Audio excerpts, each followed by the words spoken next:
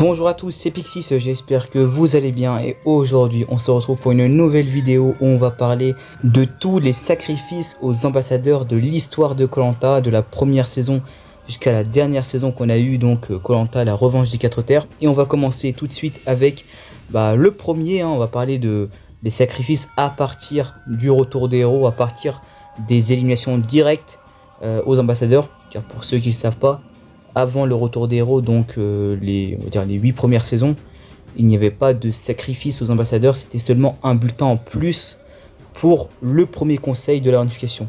Et le premier sacrifice aux ambassadeurs de l'histoire de koh, et c'est donc Philippe du retour des héros, voilà, le leader des rouges, leader respecté des Jacare, candidat qui franchement je trouve a beaucoup plus d'importance en pré-réunif que dans son premier koh. Il a vraiment le rôle, je dirais, du père de son équipe. Et franchement, on le connaît dans cette saison, surtout pour la brouille qu'il avait eu avec Moundir. Notamment Moundir, lors de son élimination, a voulu le frapper. Il y avait vraiment un gros clash. Mais c'est vrai que Philippe part quand même en héros avec le tirage de la boule noire. Donc premier sacrifice à la boule noire. Face à une Catherine qui était quand même assez tenace. Et franchement, il part quand même en héros.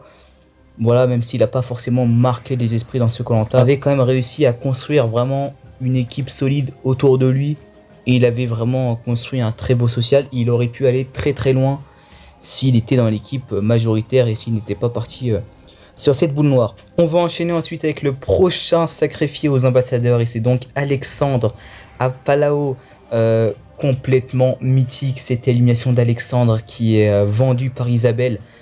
C'était vraiment incroyable avec un clash mémorable, le clash d'Alexandre contre Isabelle. Et c'est vrai qu'il avait été vraiment vendu salement par Isabelle. Et franchement, juste parce qu'il s'était embrouillé sur une soirée lors du trek. Pour vraiment un petit truc de merde, quoi. Vraiment pour un petit truc de rien du tout. Puis finalement, ça a influencé Isabelle pour que Alexandre soit éliminé. Et voilà, ça avait foutu le brin dans l'équipe entre Louis Laurent qui était complètement bouleversé, Raphaël qui comprenait que dalle, Patrick qui essayait de sauver son allié Isabelle qui essayait de la défendre. Alexandre qui pète complètement un câble. C'était assez exceptionnel. Et puis Alexandre, c'est vrai que c'était dur de le voir partir comme ça. Il méritait pas de se faire éliminer comme ça. Et puis bon, finalement il revient sur un coup de la production, hein. Il trouve un coquillage sur une île et puis il revient. Mais finalement on connaît l'histoire, il se reblesse sur l'épreuve du parcours du combattant. Et puis finalement il est remplacé par Kader qui va complètement changer le cours du jeu. Mais en tout cas je trouve que personnellement c'est peut-être l'une des éliminations aux ambassadeurs les plus mémorables de l'histoire de koh. Je me rappelle que moi quand j'étais petit, Palau c'était l'une des premières saisons que j'avais regardé en différé. Et c'était une élimination qui m'avait complètement marqué. Quand j'avais vu ça, j'étais comme un dingue. Et franchement, c'est vrai que c'était plutôt divertissant. Et on va enchaîner ensuite avec le prochain sacrifice aux ambassadeurs. Et c'est donc Gwendal pèsera lors de koh, le choc des héros. Pareil, un sacrifice plutôt compliqué à avaler pour Gwendal. Il l'avait très très mal pris. Enfin, pas autant que Alexandre en 2009. Mais franchement, il l'avait quand même plutôt mauvaise. Et je peux comprendre Gwendal. C'était peut-être pour moi le sportif, enfin au niveau visuel, le sportif de haut niveau qui avait l'air d'être le plus motivé pour participer à ce koh. On voyait qu'il était comme un gamin, vraiment, il avait des étoiles dans les yeux, surtout lors de son arrivée en réunification. Il avait vraiment envie de la disputer, cette réunification. Puis franchement, on lui coupe l'herbe sous le pied, Ty Chris qui perd le duel face à Christina et qui est obligé donc de vendre l'un des siens et donc il élimine Gwendal. Et franchement, moi ce qui m'a le plus énervé, je dirais, dans cette élimination, c'est ta Bourras, Jamel Bourras qui vient qui dit ouais, il y a Gwendal, c'est celui qui avait merdé dans l'épreuve des pierres sous l'eau, il a fait une contre-performance. Pareil, t'as Frédéric Jossinet qui dit la même chose. Il dit mais c'est quoi cette merde, quoi? Le mec se fait éliminer comme ça, c'est juste parce que le gars avait fait, je dirais, le plus de mauvaises contre-performances entre gros guillemets dans tout le reste de l'équipe, quoi. C'est même pas une question d'affinité, c'est même pas une question de tout ça. C'est vraiment quelque chose que je n'apprécie pas dans cette saison. Et voilà, le mec se fait sacrifier car il était peut-être le moins intégré, car il était peut-être le moins performant dans les épreuves. C'est réellement n'importe quoi. En tout cas, un candidat que j'avais beaucoup apprécié, qui s'était fait vendre aux ambassadeurs, sacrifié d'une façon assez brutale malheureusement. On va enchaîner ensuite avec le prochain sacrifié aux ambassadeurs, et c'est donc Boris de koh Vietnam. Sacrifié plutôt particulier. Autant les deux précédents étaient plutôt revanchards et l'avaient vraiment très mal pris, autant lui, Boris, c'était plutôt un soulagement. J'avais fait une interview avec Boris il y a 5 ans maintenant, hein, ça commence à dater, putain, en 2020. Il m'avait dit, hein, et puis oui, il le dit quand même, et ça a été quand même bien affiché lors de la saison, lors de l'épisode, qu'il voulait partir. En tout cas, il avait demandé à Claude qu'il se fasse éliminer s'il trouvait pas un terrain d'entente avec Kunle. Et lui-même voulait être l'ambassadeur pour partir au tirage au sort avec une sortie assez classe avec la boule noire en disant ouais, je sors en tant que sacrifié, voilà, je me suis sacrifié pour mon équipe. Finalement la prod l'a cramé et finalement ils ont fait les ambassadeurs d'une façon assez spéciale avec l'épreuve de confort là avec Claude et Kunle, et il est vendu comme ça car il a voulu abandonner. Voilà, c'est clairement un abandon déguisé. J'aimais beaucoup ce candidat et je l'aime toujours, hein. C'est un candidat que j'aime bien. C'est vrai que finalement, dans le fond, au niveau de ce qu'il a fait dans le jeu et de la façon dont il est parti, ça reste quand même un candidat qui a un peu baissé les bras. Et c'est pas une sortie très honorable. Même Denis lui fait un petit peu la leçon lors de sa sortie, en lui disant clairement vous êtes l'ombre de vous-même depuis un certain moment et vous partez d'une façon pas très glorieuse. Et on va enchaîner ensuite avec le prochain sacrifié aux ambassadeurs, et c'est Maxime, le cerveau belge de koh Raja Ampat. Sacrifié aux ambassadeurs, forcément, car l'arnaque du faux collier avait été dévoilée quelques moments auparavant, à l'épisode même notamment, avec ce fameux Olivier qui hurle, et avec également Florence. Et vraiment, je crois que c'est la première fois que ça arrive que lors du confort donc des jaunes, qui était l'appel téléphonique, qu'ils écoutent clairement le clash à l'autre bout de l'île, le clash des rouges, hein. Ils entendaient clairement la brouille, le clash qu'il y avait, et Maxime s'est fait complètement défoncer par son équipe, notamment sur ce faux collier qui n'avait pas besoin de faire. C'était clairement de l'overplay, mais franchement, est-ce que nous en tant que fans de koh et en tant que spectateurs, pour nous c'est vraiment une aubaine qu'il ait fait ça, car on a vu vraiment tout son talent de manipulation, de jeu. C'est quelqu'un qui avait une grosse vision du jeu, qui avait quand même prévu des choses que la production n'avait même pas encore ajoutées au jeu, c'est-à-dire les colliers à l'intérieur des camps.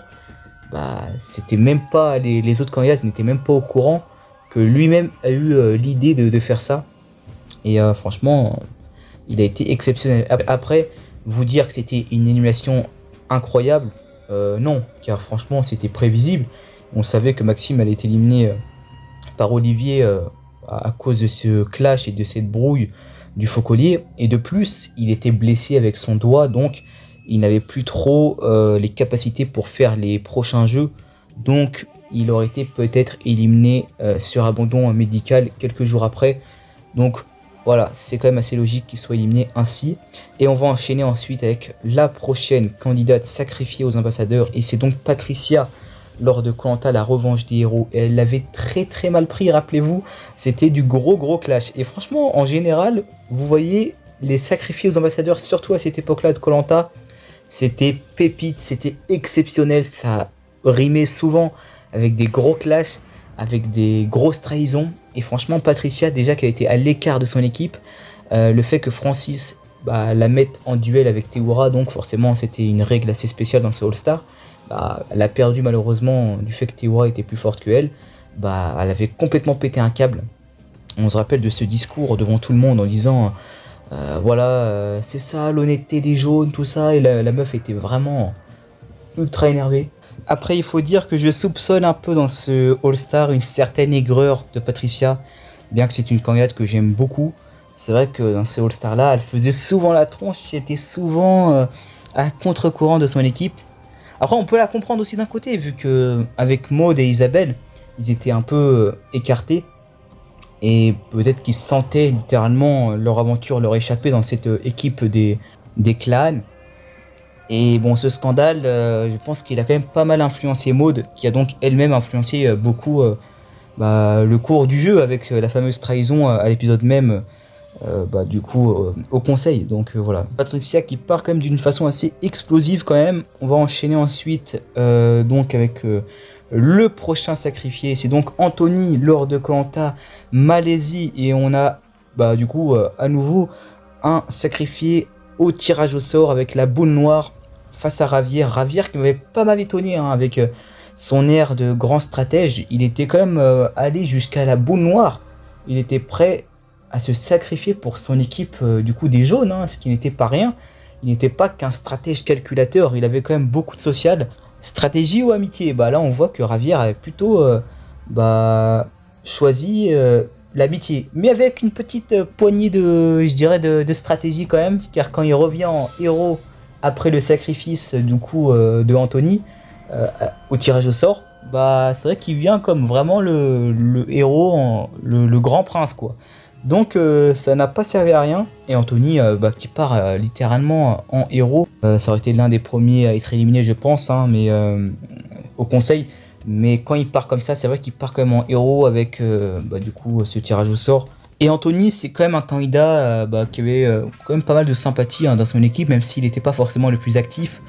Et moi je pense qu'Anthony aussi était dans une phase de son aventure où il se disait c'est qui tout double. Ils avaient beaucoup souffert de la fin dans cette équipe là, ils avaient peu de confort, peu de succès dans les épreuves, et donc forcément voilà, je pense qu'il s'est dit je vais tenter le tout pour le tout, et si je pars, parce que là c'est vraiment la dèche en termes de succès.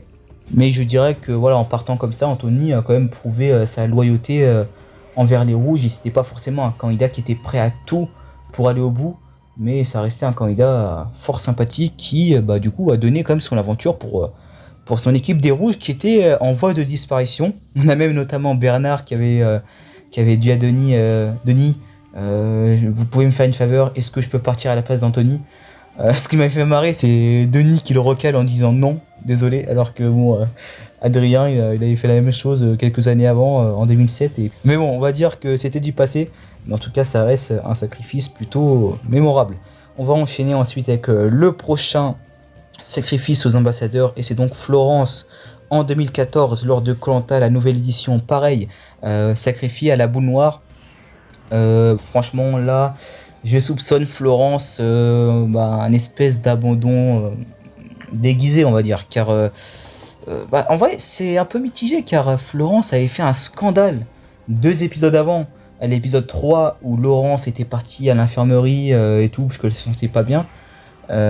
Du coup, vous pouvez pas voter contre Laurence, mais du coup ils allaient pas se voter entre eux les garçons. Ils se dit on va éliminer Florence, vu que Sarah venait d'arriver dans le jeu sur l'abandon médical de Isabelle, et donc ils pouvaient pas non plus voter contre Sarah. Donc là Florence avait fait un scandale, elle faisait que pleurer en disant je veux pas partir de cette manière, je veux pas être éliminée au conseil. Elle avait fait un chichi, un truc de ouf. Elle m'avait énervé, et pourtant Florence c'est pas une candidate que je déteste dans sa première saison, même si elle est un peu agressive, elle est un peu brute de décoffrage et tout dans son premier koh. Néanmoins elle avait quand même quelques caractéristiques qui me plaisaient. Là dans ce koh là, elle m'a plutôt énervé, et surtout ce fait là, l'épisode 3 où elle fait tout un scandale, elle fait pleurer pour finalement 2 épisodes après à la réunification dire moi je pars aux ambassadeurs pour me sacrifier, pour partir, pour tirer la boule noire. En gros, je veux partir avec la boule noire, c'est littéralement ça qu'elle a dit. Et puis finalement ils veulent éliminer Freddy de cette façon là. Elle part, le piège de Moundir avait fait fonctionner, parce qu'il avait fait un beau stratagème aussi, mais ce stratagème là de Moundir ne pouvait pas fonctionner s'il n'y avait pas une candidate comme Florence qui voulait partir au casse-pipe, qui voulait littéralement se sacrifier au sens propre. Et c'est ce qui est arrivé, elle a tiré la boule noire, et elle n'était pas déçue de partir, elle était juste triste de quitter son équipe des Tenga. Mais ça m'énerve un peu cette élimination de la Florence dans cette saison là, elle m'a pas du tout convaincu. Et puis cette élimination là était plutôt oubliable, on va dire, je trouve. On va enchaîner ensuite avec une élimination, un sacrifice aux ambassadeurs, mais qui est mythique. Alors là, on passe du tout au tout avec l'élimination du coup de Alban, sacrifié aux ambassadeurs par Jeff et Cédric. Waouh, juste waouh, exceptionnel sacrifice avec, voilà, un storytelling mais exceptionnel. Le avant et le après sacrifice d'Alban est d'une beauté mais exceptionnelle. J'ose même hésiter à dire si c'est même le meilleur épisode de l'histoire de koh. Franchement, hein, tout ce qui se passe autour de ça est exceptionnel. On a notamment la meilleure réunion des ambassadeurs, le meilleur blindside au conseil après, et forcément, pour moi, le meilleur éliminé aux ambassadeurs, qui est donc Alban, sacrifié par son meilleur ami Jeff. Waouh, est-ce que t'aurais cru ça avant de voir l'épisode? Franchement, très dur, très compliqué. Et Cédric qui manipule Jeff d'une façon mais excellente. Et Alban qui en veut à Cédric et à Marc et pas à Jeff de l'avoir éliminé. Voilà, voilà, c'était exceptionnel quoi, avec notamment le retour sur le camp quoi, sur le camp avec ses clashs, ces tensions. Alban qui commence à devenir vulgaire. Le mec qui avait un langage soutenu, millimétré, qui calculait bien ses mots, qui parlait d'une façon presque parfaite. Avec juste après l'éviction, il commence à devenir vulgaire, il commence à péter un câble, il t'a baisé Jeff, il t'a baisé, voilà. Incroyable. Et puis finalement, voilà le clash avec Marc, et Marc qui répond mais je suis hyper honnête, et voilà. Ah mais c'était trop bien, franchement c'était trop bien.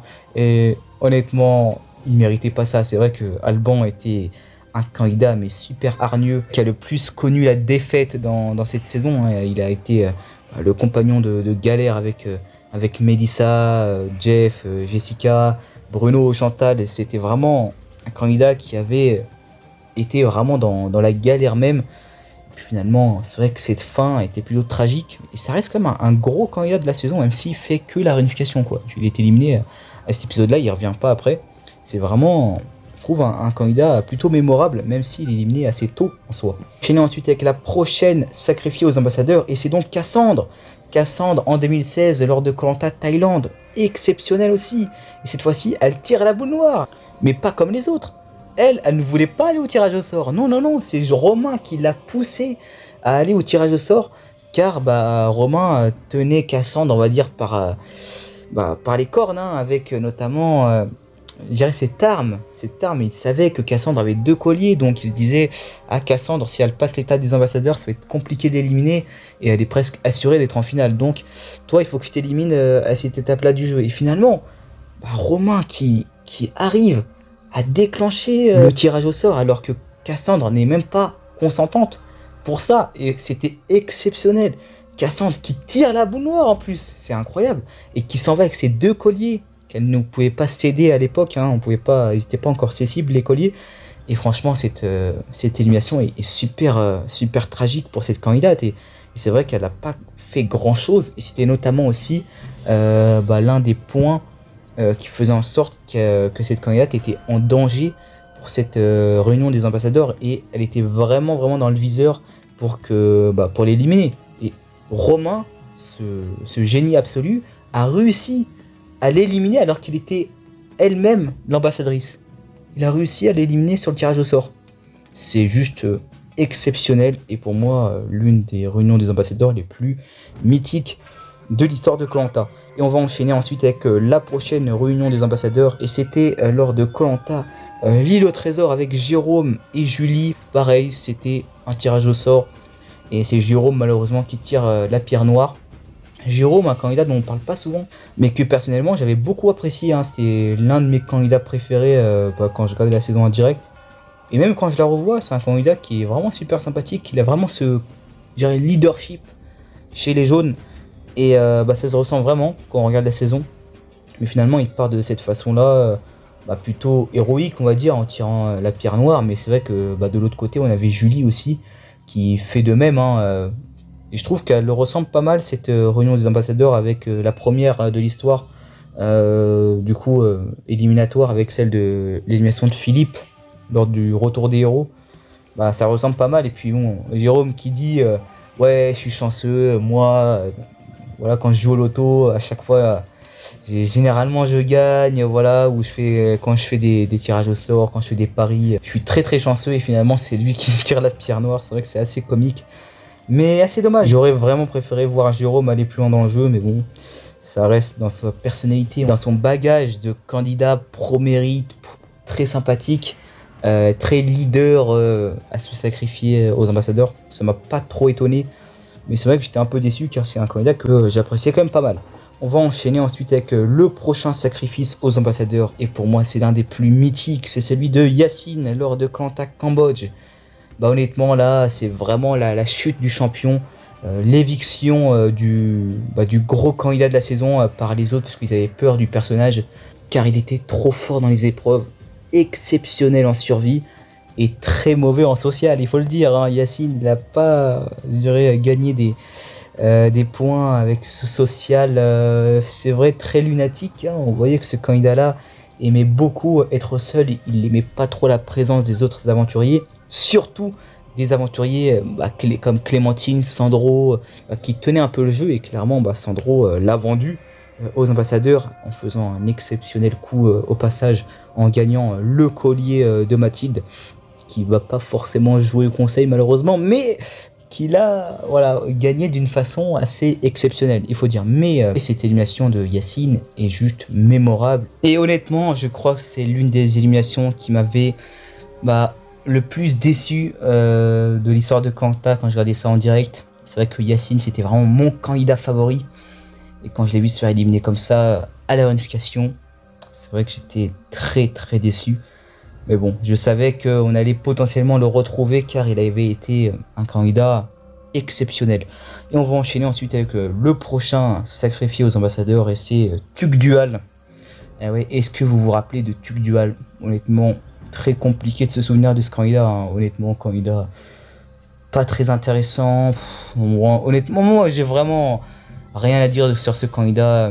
Il avait été sympathique, voilà, mais pas intéressant. Franchement, il était dans l'équipe des jeunes, puis finalement dans l'équipe des rouges, où il était assez en danger, hein, avec André, mais contrairement à André, qui était notamment le seul survivant des jeunes chez les rouges à la réunification, Tugdual, lui, il n'avait pas réussi à faire un social, hein. Il n'arrivait pas à construire un social malgré sa sympathie, on va dire. Mais franchement, c'était un candidat qui était super osé, vraiment pas convaincu de ce candidat. Et puis même, il te dit ouais, je veux être stratège, tout ça au début de l'aventure, dans son portrait et tout. Finalement, honnêtement, dans ce qu'on a vu, vraiment pas fameux et pas du tout mémorable.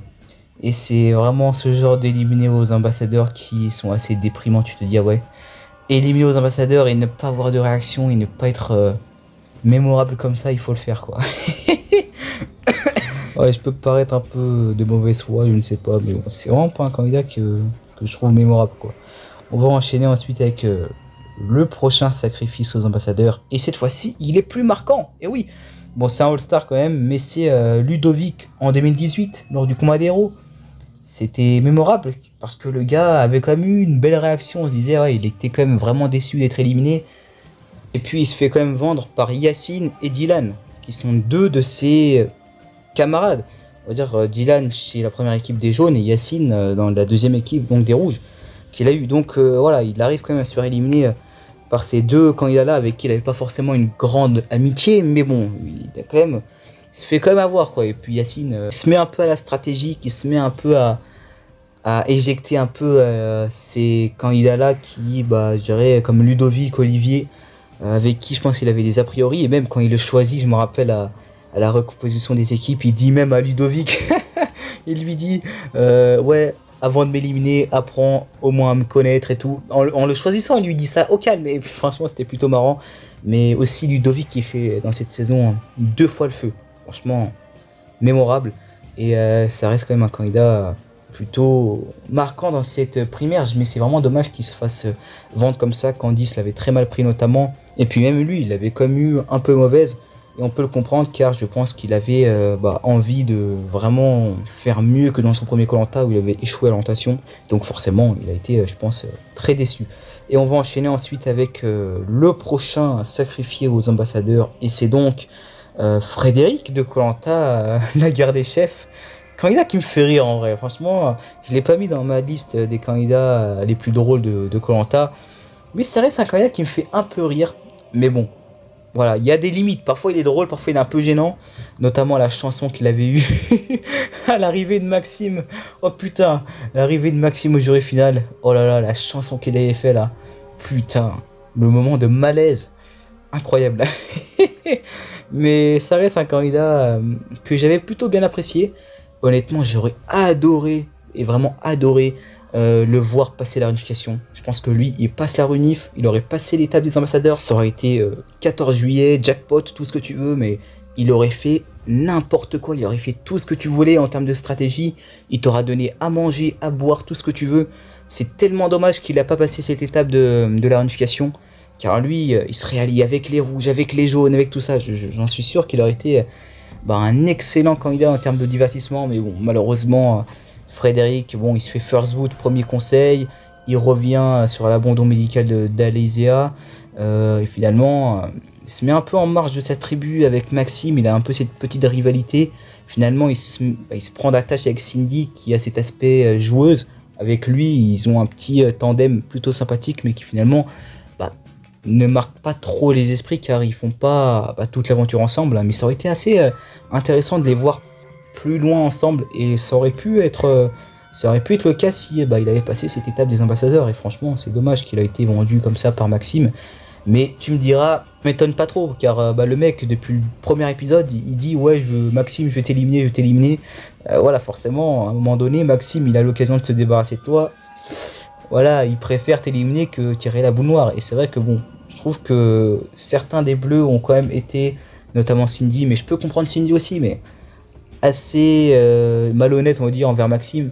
Car bon, voilà, quand t'as un candidat comme Frédéric qui veut t'éliminer depuis le premier épisode, forcément, tu vas pas jouer ton aventure sur une boule noire pour ce candidat-là, et tu vas plus opter pour l'éliminer. C'est quand même plutôt logique. Et Frédéric fait quand même des erreurs sociales, malheureusement, et stratégiques, donc, en se mettant aussi au début assez en marge de cette tribu. Mais ça reste un candidat plutôt rigolo, plutôt sympathique, que j'ai plutôt apprécié dans cette saison. Et on va enchaîner ensuite avec une réunion des ambassadeurs, mais exceptionnelle, et une éliminée aux ambassadeurs, un sacrifice digne de ce nom. C'est Delphine lors de koh, l'île des héros. Oh là là, mais putain, l'élimination de fou, quoi, avec le carnage, le clash, l'un des plus gros clashs de l'histoire de koh. Ahmad, mais qui se fait chier dessus. J'ai rarement vu un candidat qui s'était pris autant de critiques. Le mec se prenait des sauts de merde dans sa gueule. Le gars, par les jaunes, par les rouges, par les héros, par tout le monde, le gars se faisait cracher dessus. Heureusement que Nawel l'avait un peu défendu, mais c'est vrai que même Charlotte, quand il y a Ahmad qui vient qui dit Delphine, je t'ai éliminé, t'as Charlotte qui fait une réaction abusée, genre oh, comme ça. Je déteste les gens qui réagissent comme ça, putain. Voilà, qui réagit comme ça. Delphine qui fait les gros yeux, qui fait oh putain, le clash de fou, qui réagit super mal. Honnêtement, Delphine, j'ai pas apprécié, et honnêtement, cette réaction aux ambassadeurs, cette élimination, c'est vrai que c'était mal pour elle. Je pense qu'elle a très mal pris, car c'était une candidate qui avait beaucoup d'ambition. Mais c'est vrai que je trouvais ça un poil abusé, quoi. Et puis ce discours, ce monologue, ces proverbes. Ouais, les lions marchent seuls, les moutons marchent en troupeau, je suis pas un mouton, tout ça, je suis pas... Mais pourquoi t'as suivi quand il fallait éliminer? C'est toi qui as éliminé Joseph, c'est toi qui as éliminé Toura, c'était pas Ahmad seul, c'est toute une unité. Et puis, Folien, Eric, qui se met en arrière-plan, qui littéralement disparaît de la surface, mais incroyable. Franchement, c'est cette équipe de losers, quoi. Cette équipe des rouges, mais c'est une équipe de losers. Finalement, elle qui abuse.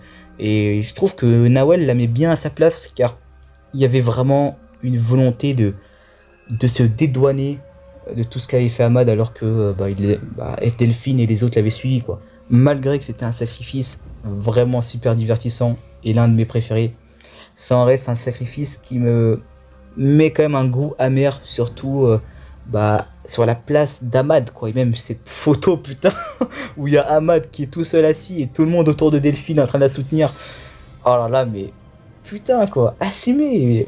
Ce n'est pas Ahmad seul qui fait tous les choses, même si Ahmad avait quand même fait quelques erreurs stratégiques, notamment avant l'éviction de Delphine, car il était un peu comme un gourou comme ça, en train de voir Delphine, Charlotte, Eric et Folien en train de leur dire voilà comment je vais faire, oui moi je vous garde et tout. Enfin mais bon, après le gars s'était quand même plutôt fait avoir au niveau de la réunion, car il était seul contre tous. Voilà, ils étaient 3 en face, il était tout seul. Forcément ça allait se terminer assez salement.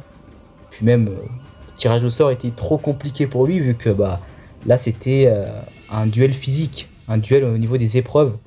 Et Ahmad n'étant pas forcément le meilleur dans les épreuves, face à son adversaire Claude, ça aurait été pas forcément la meilleure alternative. Donc voilà, c'est plutôt divertissant et c'est l'une de mes éliminations préférées aux ambassadeurs, mais il faut quand même dire que y a certaines choses qui sont un peu malhonnêtes là-dedans. Et on va donc enchaîner ensuite avec la prochaine sacrifiée aux ambassadeurs, et c'est Marie-France dans Koh-Lanta, les 4 terres. Alors autant Delphine, on a l'impression que c'était la fin de sa vie, elle était complètement affolée, elle avait fait un espèce de clash mais de ouf. Autant Marie-France, lors de sa sortie, c'est complètement l'inverse. On avait l'impression même qu'elle était contente de partir. Voilà, un fair play vraiment exemplaire après.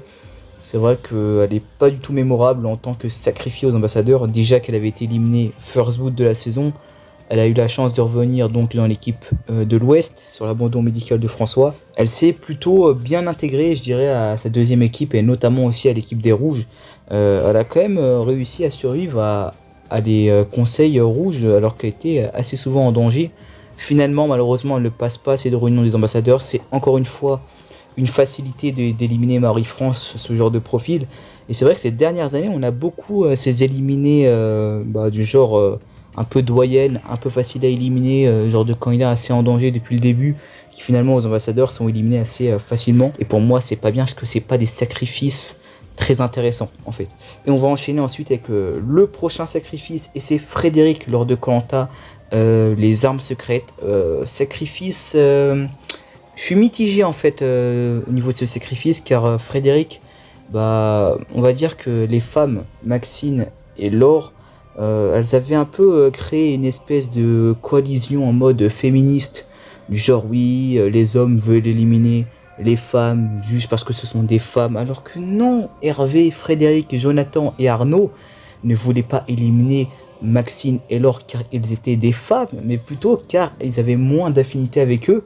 Et en plus, quand on regarde le niveau sportif, dans l'équipe des Rouges, c'est vrai que les femmes étaient un peu moins compétentes que les hommes dans cette équipe-là. Ce qui n'est pas toujours le cas dans Koh-Lanta. En termes de puissance, pour le coup, voilà. Et ce qui n'est pas tout le temps le cas dans Koh-Lanta, hein, je vais le répéter, mais en tout cas dans cette équipe-là, voilà, moi ça m'a pas surpris. Finalement, Frédéric est éliminé tout simplement car la prod a complètement donné l'avantage aux filles rouges, avec Vincent, avec l'ambassadrice secrète qui était donc Laure. Donc ils ont éliminé Frédéric assez facilement, ils l'ont dégagé de l'équation. Et il avait un peu mal pris. Après moi, franchement, c'était pas un candidat que j'adorais, mais je trouvais ça un peu malhonnête la façon dont il s'est fait éliminer, et surtout comment il a été perçu au montage en mode ouais, c'est un espèce de macho, voilà, qui voulait éliminer que les femmes, alors que c'est complètement faux. Et puis voilà, il avait quand même un beau binôme que j'aimais bien, on va dire, avec Hervé, et puis, puis ils se sont fait éliminer dans le même épisode. Hervé a suivi juste après, malheureusement. Mais voilà, en tout cas, sacrifice aux ambassadeurs qui n'est pas des plus mémorables aussi. On va enchaîner ensuite avec Kumba, qui est donc sacrifié lors de Koh-Lanta la légende. Ah là là, Kumba qui...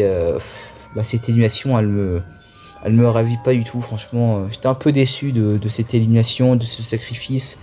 Puis ouais, c'était pas des ambassadeurs de ouf. Pour un Koh-Lanta la légende, honnêtement, les ambassadeurs m'avaient pas complètement convaincu avec ce twist qui met Clémence et Hugo dans une position, on va dire, très avantageuse. Après, ils avaient déjà été éliminés, donc voilà, moi je trouve que c'est pas forcément quelque chose qui était bien de faire. Et puis finalement, les 2 autres ambassadeurs, Laurent et Phil, n'étaient pas forcément les plus... Enfin, surtout Phil, on va dire, c'était pas le plus ouf, quoi. Le mec, aucune argumentation, rien. C'est vrai que Phil, dans ce All-Star, niveau primaire, et cette réunion des ambassadeurs, il est très très oubliable. Et franchement, voilà, ça a débouché sur une élimination de Kumba. Elle qui avait comme projet de régner la femme dans koh, de faire comme Isabelle en 2014, créer une alliance de femmes. Finalement ça n'a pas fonctionné, je pense que ça ne fonctionnera jamais, et j'étais déçu quand je l'ai entendu dire ça. Je me suis dit oh non, pas toi combat, pas toi. Et puis franchement ça a donné un truc pas terrible, et cette élimination, bon bah, elle a un peu mal pris, et puis elle en voulait plus à Clémence, j'ai l'impression, qu'à Phil, donc je comprenais pas trop. Après Clémence avait été éliminée aussi par Kumba et par les jaunes, toute son équipe aux portes de la réunification, donc Clémence n'avait pas complètement tort de se venger aussi. Et puis c'est pas forcément une grosse vengeance, il faut pas abuser. Je trouvais que c'était un peu des broutilles comme Clash, et puis ça va se poursuivre lors de l'exil, et c'était pas forcément pour moi un sacrifice exceptionnel non plus. Et on va enchaîner ensuite avec le prochain sacrifice aux ambassadeurs, c'est dans koh, le totem maudit, et c'est donc Seta. Seta qui est très connu, on va dire, dans ce koh, forcément, pour ce coup du collier imaginaire dès l'épisode 1. Alors mettons les choses au clair tout de suite. Ce bluff n'a rien d'exceptionnel, il est juste le fruit de mauvais jeux, de mauvais gameplay de ses camarades. Quant à Yannick, qui n'a même pas vu le collier, qui était là, oui je crois Seta, oui Seta, bah là le collier, Seta là le collier, bah non. Mais franchement il n'y a rien niveau jeu qui te dit que c'est un bon coup de bluff. C'est juste des circonstances, des coïncidences liées au fait que les autres de son équipe n'ont pas de... je dirais, n'ont pas le truc, n'ont pas la vision, clairement. Et même quand t'as Anne-Sophie, quand t'as certains candidats qui disent mais t'es sûr le collier, tu l'as vu? Et puis ils te répondent d'une façon, d'une manière, comme s'ils avaient vu le collier en mode ouais mais c'est sûr, là, c'est là le collier. Bah non, putain, y a rien de ouf. Et puis même Seta qui ne fait même pas en sorte de, je dirais, de créer le doute, clairement. On est loin même par exemple d'une Genaël en 2012 lors de la revanche des héros, qui fait encore plus d'efforts que Seta, quoi. Franchement, de ce qu'on voit à l'écran en tout cas.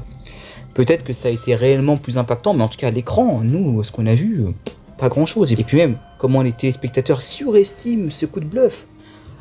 Et puis il faut dire que le sacrifice en lui-même est, c'est vrai, un peu dégueulasse de la part de Colin envers Seta. Cette promesse qui franchement n'avait même pas lieu d'être. Je pense que Colin n'avait même pas besoin, sachant qu'il était joueur et qu'il voulait aller plus loin dans le jeu, qu'il n'était pas forcément dans l'esprit de tirer la boule noire, il n'avait même pas besoin de promettre en fait. Surtout que c'était, il y avait eu un swap, qu'il y avait eu, Seta n'était même pas forcément dans sa couleur d'origine, dans sa première équipe. Franchement là il a merdé complètement. Seta qui, je pense pas qu'elle tombait des nues, mais c'est vrai qu'elle est un peu surprise de se faire éliminer comme ça. Mais après, ouais, mais même en plus, ouais, le fait qu'ils promettent, en vrai, elle peut tomber de haut. J'ai plus trop le souvenir de sa réelle réaction, parce qu'elle était vraiment déçue, ou qu'elle avait eu juste cette rancœur envers Colin. Je ne sais plus si elle s'y attendait ou pas. Mais en tout cas, c'est vrai que Colin avait vraiment merdé. Et puis même, je peux comprendre la réaction de Seta aussi. C'est vrai que Colin a vraiment mal joué, clairement, lors de ces réunions des ambassadeurs.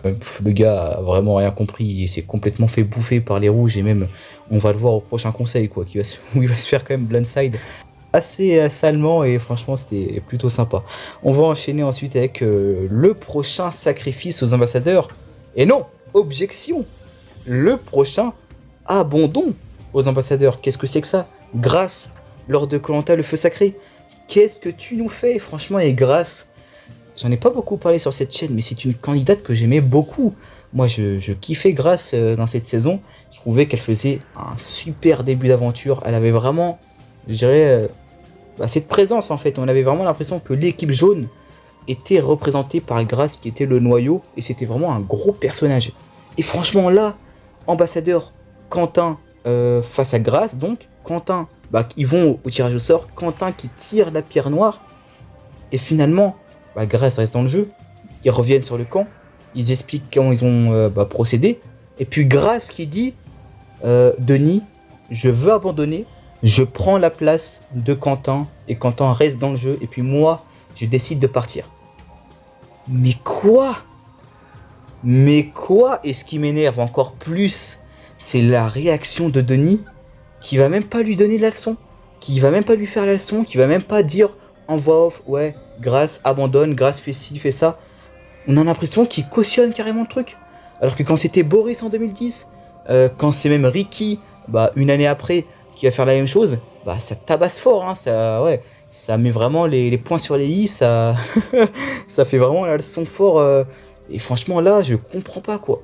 Je ne comprends pas en mode, oui, mes enfants me manquaient, tout ça, le manque des proches, j'abandonne pour ça. Et puis Denis qui dit, oui, cette mère courageuse abandonne koh pour retrouver ses enfants. What the fuck? Franchement, putain, mais ça m'énerve. Ouais, quand j'ai vu ça, j'étais comme un ouf. Et Grasse, franchement, qui fait ça, ça m'a complètement déçu. Et je m'y attendais pas. Alors, je sentais l'anguille sous roche quand j'ai vu voilà, que Quentin avait tiré la pierre noire. On savait tous que Quentin n'allait pas être élu aux ambassadeurs, vu que sur le générique, on le voyait littéralement sur le tir à l'arc. Donc, voilà, il y avait anguille sous roche. On se disait, ah ouais, il y a une connerie. Mais franchement, pourtant, c'est une excellente saison, mais ce passage des ambassadeurs est complètement raté à cause de Grasse seule. Franchement, c'est seulement de sa faute à elle-même. Et je ne comprends pas pourquoi elle abandonne comme ça, surtout qu'elle avait fait les trois épisodes précédents qui précédaient à cet abandon. Elle était très impliquée à l'équipe des jaunes. Et même quand il y avait Rudy qui était venu et tout, il y avait vraiment une implication honnête de Grasse.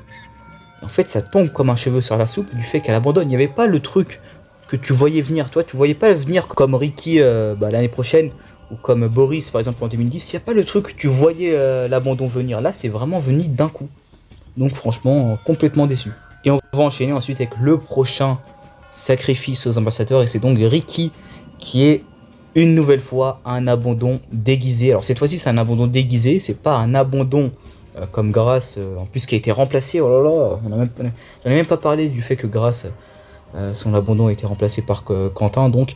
Mais Ricky, lors de Quentin, les chasseurs d'immunité, c'est voilà, c'est vraiment le nouveau Boris, quoi. Il nous a fait une Boris, du coup, 14 ans après. Et franchement, je m'y attendais pas trop. Honnêtement, de la tournure que ça a pris, du fait que déjà, il met toute la responsabilité sur Léa Rouge. Et puis finalement, on se dit, ah ouais, Ricky, il était plus trop dedans. Léa Rouge le vend, car il avait eu une petite brouille avec elle.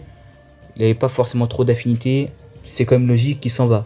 Et puis, plot twist, on apprend devant tout le monde, devant Denis, devant toute l'équipe réunifiée, donc Léa balance, Léa Rouge, que en fait c'était Ricky lui-même qui lui avait demandé de l'éliminer.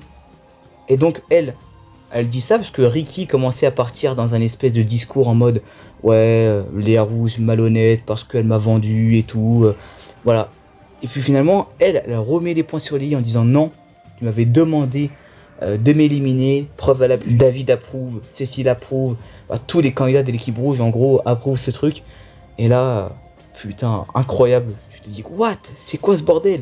Et puis voilà, Denis qui fait la leçon, Sébastien chez les jaunes qui lui fait la leçon, tout le monde lui fait la leçon alors que c'était un candidat, on avait l'impression qu'il avait du potentiel et même on s'en rappelle, il avait même une sorte d'appréciation même dans l'équipe adverse, on se rappelle du duel avec Sébastien, et même Sébastien avait dit à Ricky j'aimerais bien t'affronter en réunification, et puis finalement voilà Ricky qui vraiment là fait une Boris quoi, et tu te dis putain mais il se fait souiller devant tout le monde et il part d'une façon vraiment vraiment pas belle, vraiment pas classe. C'est vrai que c'était une fin d'aventure un peu dommage et un peu triste pour un candidat qui franchement partait limite comme un winner pick. Moi perso, Ricky, je le voyais vraiment aller très très loin et honnêtement je l'avais un peu dans le viseur comme winner pick. Finalement ça tombait à l'eau du coup à la moitié du jeu avec ce sacrifice aux ambassadeurs. Et on va enchaîner ensuite avec un sacrifice voilà, pas forcément mémorable, c'est dans koh la tribu maudite, c'est Emmanuel qui ressemble assez fort au sacrifice de Marie-France, c'est-à-dire que c'est la candidate un peu doyenne qui était dans une équipe qui change d'équipe et qui est donc la dernière arrivée, qui forcément c'est pas trop bien intégrée dans la nouvelle équipe donc des Rouges, l'équipe de Hugo. Et Finalement, aux ambassadeurs, se fait vendre par Gustin car c'est complètement la facilité. Je trouve que voilà, les gens disaient en général ouais, Sofia fait une excellente réunion des ambassadeurs. Honnêtement, moi je dirais plus que c'est Gustin qui a mal géré ces réunions des ambassadeurs. Et puis, c'était pas forcément une réunion des ambassadeurs très intéressante car on savait littéralement que ça allait être Emmanuel qui allait être éliminé. Quand tu as une candidate qui arrive après les autres dans une équipe, l'équipe des Rouges, je crois qu'elle arrive à l'épisode 5. Ouais, épisode 5. Et la réunion des ambassadeurs, c'est à l'épisode 7. Elle arrive à l'épisode 5 chez les Rouges. Enfin, voilà, t'as fait 2 épisodes chez les Rouges. Jamais tu restes, quoi. Jamais tu passes le cap des ambassadeurs. Moi, j'étais complètement sûr que c'était Emmanuel qui partait. Et finalement, c'est assez approuvé. Et je suis déçu parce que je pensais qu'avec Emmanuel et Cécile, ils allaient avoir un binôme où ils allaient retourner un peu le game. Et moi j'étais un peu un peu naïf hein, vu ce que fait Cécile pendant tout le jeu en plus, laisse tomber. Mais je pensais qu'ils allaient un peu se retourner contre les Rouges car ils étaient un peu au bottom. Finalement non. Mais c'est une candidate qui honnêtement j'ai un très bon souvenir d'elle. Elle avait l'air vraiment très sympathique et assez douce, c'est tout ça. Je suis vraiment déçu qu'elle ait été éliminée. J'aurais vraiment préféré voir Cécile. Quand je vois l'aventure de Cécile, je me dis putain, j'aurais préféré voir Cécile éliminée aux ambassadeurs et Emmanuel continuer. En plus du fait que Emmanuel avait des liens déjà avec les jaunes. Donc peut-être qu'il aurait pu avoir des petits trucs, mais bon, malheureusement, les parties comme ça, c'est assez triste. On va enchaîner ensuite avec donc le dernier sacrifice aux ambassadeurs. Et quel sacrifice! L'un des meilleurs, je trouve. Maxime, lors de Koh-Lanta, la revanche des 4 terres. Franchement, ça faisait longtemps qu'on n'avait pas eu un tel sacrifice, avec un tel engouement, avec une telle réaction. Ah, j'ai adoré la réaction de Maxime. Oh, quand il commence à taper le tronc d'arbre, là, c'était trop drôle. Le truc qui partait en bloc comme ça, on dirait qu'il était dans un jeu vidéo, là. Franchement, c'était trop drôle. On dirait qu'il était un peu en train de farmer de l'XP et tout. Et franchement, ouais, cette élimination, elle était trop bien, car c'était une trahison, trahie par Louise chez les Verts et par Pierre-Marie chez les jaunes. Et en plus, ce qui est trop drôle, tu te dis, ah ouais, Maxime revient en mode gros revanchard, en mode il revient sur l'abandon médical de Frédéric, comme Kader, en mode là je suis là pour retourner le jeu. Et le mec il vient, il se venge sur Louise et puis également sur Pierre-Marie. Incroyable. Finalement il est éliminé sur l'épreuve éliminatoire, mais pour parler de ce sacrifice, honnêtement la réaction qu'il a eue, les petites blagues, le visage fermé, on avait vraiment l'impression qu'il était vraiment atteint. Et moi personnellement j'avais beaucoup apprécié ce moment et je m'y attendais pas. Je pensais vraiment pas que Maxime déjà allait être sacrifié comme ça, et je pensais pas qu'il allait avoir cette réaction là.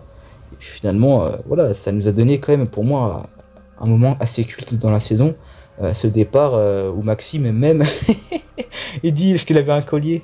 Denis lui dit est-ce que vous voulez céder le collier à un aventurier. Il dit oui, je vais le céder à ma mère.